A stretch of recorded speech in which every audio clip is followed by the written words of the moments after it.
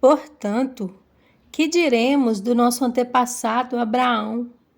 Se de fato Abraão foi justificado pelas obras, ele tem do que se gloriar, mas não diante de Deus. Que diz a Escritura? Abraão creu em Deus e isso lhe foi creditado como justiça. Ora, o salário do homem que trabalha não é considerado como favor, mas como dívida. Todavia, aquele que não trabalha, mas confia em Deus, que justifica o ímpio, sua fé lhe é creditada como justiça. Davi diz a mesma coisa, quando fala da felicidade do homem a quem Deus acredita justiça, independente de obras. Como são felizes aqueles que têm suas transgressões perdoadas, cujos pecados são apagados. Como é feliz aquele a quem o Senhor não atribui culpa. Destina-se esta felicidade apenas aos circuncisos ou também aos incircuncisos? Já dissemos que, no caso de Abraão, a fé lhe foi creditada como justiça. Sob quais circunstâncias? Antes ou depois de ter sido circuncidado? Não foi depois, mas antes.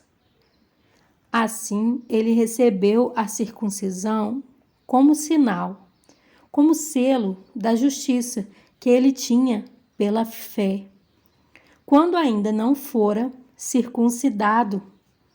Portanto, ele é o pai de todos os que creem, sem terem sido circuncidados, a fim de que a justiça fosse creditada também a eles.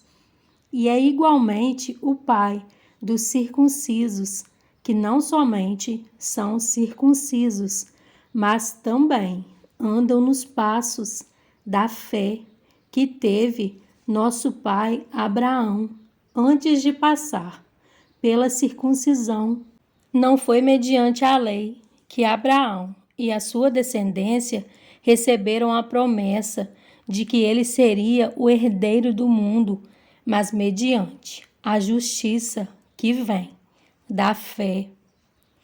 Pois se os que vivem pela lei são herdeiros, a fé não tem valor e a promessa é inútil, porque a lei produz a ira, e onde não há lei, não há transgressão.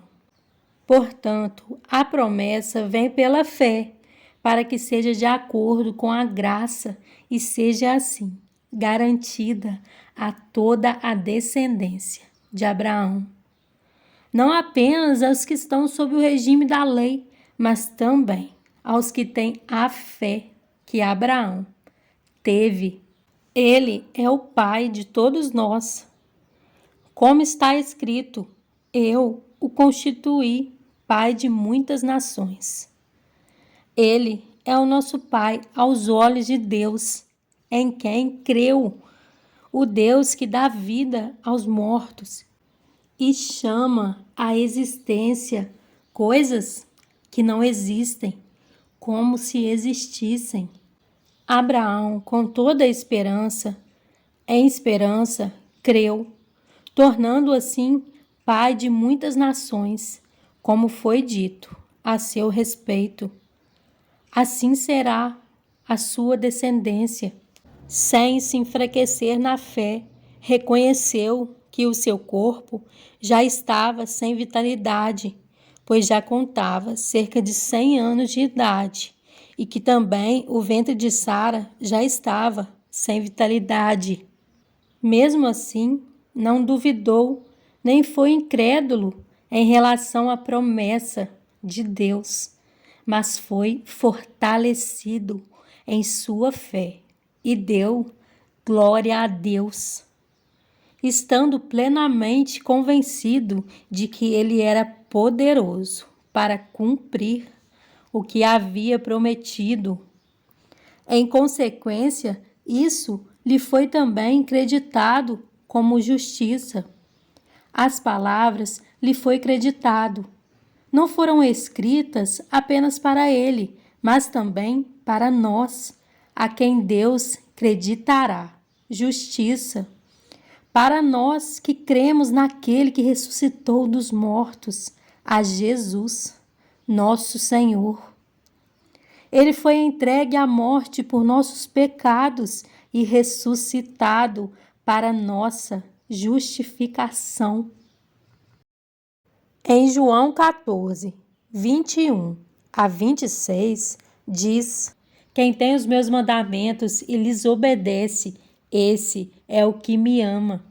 Aquele que me ama será amado por meu Pai, e eu também o amarei e me revelarei a ele.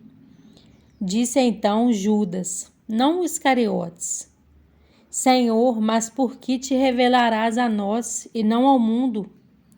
Respondeu Jesus: Se alguém me ama, guardará a minha palavra.